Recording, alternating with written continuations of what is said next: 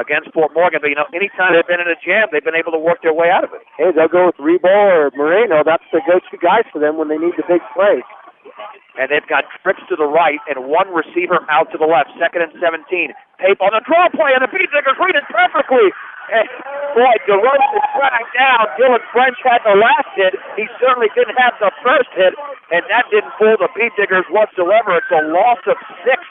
Fort Morgan was banking on the Beat Diggers over pursuing on that play, and instead they read it perfectly. It was just one of those, just a sprint draw kind of a look, and he just ran right back there and gave him the football, but it's like the Fort Morgan offensive line wasn't too sure what their blocks were, because it did look like they blocked anybody, and almost every Beat Digger on that defensive line was in on that tackle. Tyson Larrick also read that play well. Now we're looking at a situation, 3rd down and 24. Trips to the left for Fort Morgan in Beat Digger territory. Garrett Pape with the excellent arm is going to be pressured. He wants to throw. Now lost it. Tipped down at the line of scrimmage. Intended for Rebo around the 34-yard line, but tipped to the line of scrimmage as the Beat Diggers might have come with additional pressure. There is a Beat Digger down at the 46-yard line, but now the Beat Diggers come up with 2 consecutive outstanding defensive plays.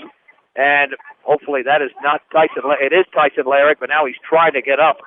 And, boy, he's really thrown his body around the field very effectively here in this first half, despite the fact that the Beat Diggers are down 22-14. Yeah, Brush brought the heat again, and they're starting to give Fort Morgan kind of some of their own medicine with all these blitzes, and they did a good job that time, those Diggers did, at getting their hands up in the air and knocking that thing down. It appeared at the beginning there was 2 guys there that were going to make the sack on him, but they both ran past him as Pape stepped up into the tackle, or stepped up into the pocket, and luckily the Diggers got their hands up and knocked that thing down.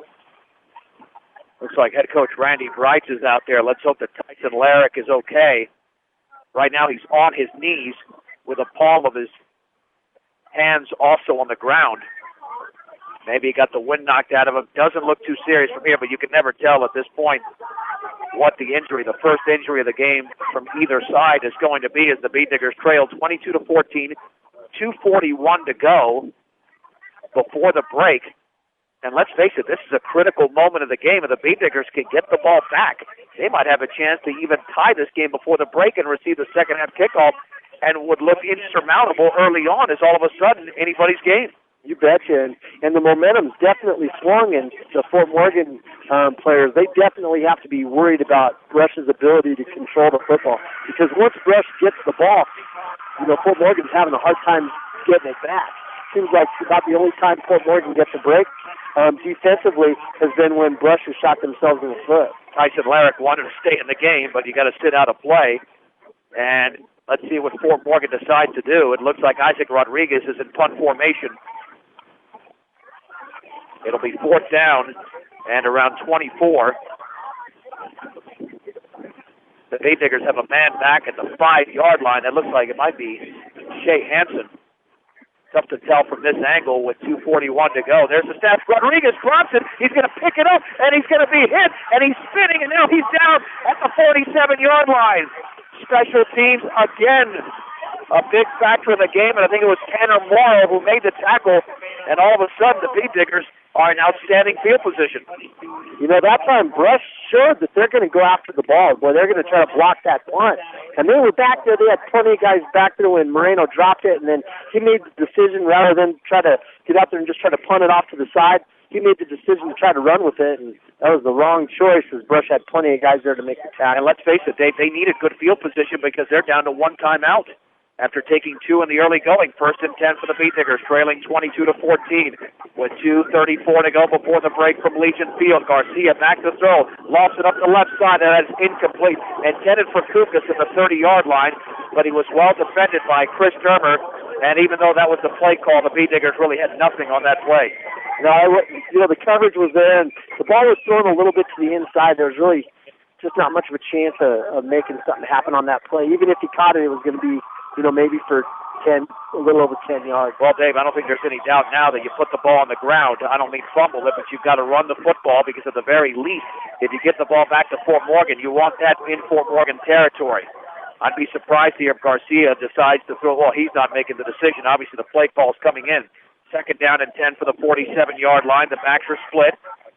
Garcia with a hard count will hand it off to Seawald, who breaks the tackle to 50, inside the 50 to the 46-yard line. You know, Seawald is amazing because Garcia and Seawald nearly ran into each other, looked like a busted play, and he still picks up 7 yards before Jake Schneider makes the tackle. Well, he carries guys on his back. They got a hold of his legs, and he just keeps on running. So at 7 yards to carry, Brush really doesn't have to hit the panic button and get going so fast here. They can settle down and get the first down and take some shot at the end zone later. 3rd and 3 for the 46, handoff Seawald. He's got a first down across the left side of the 40-yard line. It's a gain of 6 before he is tripped up over there. And the Beet Digger drive continues. The clock will stop for the movement of the chains. Devin DeRoche makes the tackle. Now let's see how good a job Garcia does managing this huddle, as he already has the huddle called. They're already up on the line of scrimmage, and the officials just now started the clock. And there's still 1:54 to go before the break. Beet Diggers trail the Mustangs 22-14. One receiver out to the left in Kukas. To the right is Shea Hansen. Garcia on first down. Head off Seawald. Breaks the tackle. Now he's down at the 35 as he spun off, and defender Andrew Rebo made the play, and the Beet Diggers have got to get up to the line of scrimmage. Look at Garcia. He runs over to Coach Dwight, runs back in the huddle, wants to get that play in with 1.5 minutes to go before halftime, and now the Beet Diggers back up to the line of scrimmage. You're right, Dave. This might be a sophomore, but he's got lots of veteran leadership. 2nd down and 5 for the 35. 1:19 to go before the break. Garcia with a hard count once again is going to roll to his right. He wants to take off with the football. Gets to the sideline at the 30-yard line, and then he's taken down. Are they going to stop the clock for the movement of the chains? Because it is a first down. Clock continues to roll with 1:02 to go. Well, they've got to stop that clock, and they're going to do it right now with an even minute to go at the gain of 5 before that tackle was made right in front of the Fort Morgan bench. And now at this point, you might have to put the football in the air. And now the Beet Diggers call their final timeout. We'll keep it right here. Let me tell you, I'm impressed with the resiliency of this Brush Beet Digger football team. I mean, they certainly could have laid down. They weren't going to do that. We knew they wouldn't do that. But, you know, you're down by 15 at one point. You're down by 16 at another point. They're in a position here where even if they don't score, I mean, they have moved the ball the entire first half. They haven't punted. They played well in one area of special teams. They made another special teams play here, and they received a second-half kickoff. Yeah, they have to have a lot of confidence, and they have to be kind of a little bit frustrated because they know that big plays have been the game for Fort Morgan, especially with those kick returns, and Brush has basically had all the offense. They have. There's no question about it. We'll look at the halftime stats coming up. Keep in mind, Beet Digger replay to follow. We'll have that all season. Right after the game, we'll replay the game right here on 1010 as well as KSLYard.com.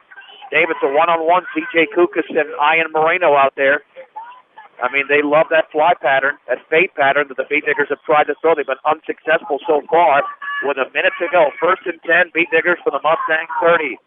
Garcia sends Lynch in motion to the left, and Garcia will hand it off right up the gut and into the secondary, down inside the 25, around the 24. It's actually 3rd and inches. That's a first down to Joe Rosenbrock, so correction there. Now the Beet Diggers have the first down, and now they're right up to the line of scrimmage. 55.2 seconds to go. And that's why it was smart to call the timeout there, because you knew it was almost another mini timeout after this play, and they're right up to the line of scrimmage. 1st and 10. From the Mustang 24, 50 seconds to go before the break. Garcia with a back split will hand it off to Seawald, running left, and he's down at around the 20-yard line. It's a gain of around 4. And looked like Andrew Rebo was around the football to make the play, along with Ryan Hoffman. It'll be 2nd down and 6 with 31 seconds to go, 30 seconds to go. Garcia up to the line of scrimmage. You got to throw that football now for either Hansen or Kukas. Now 22 seconds to go on 2nd and 6. Garcia back to throw, looking for Kukas. Fade pattern towards the end zone. The ball's incomplete. Kukas was spun around a couple of times at around the 3-yard line. Ian Moreno in on the coverage, and it is 3rd down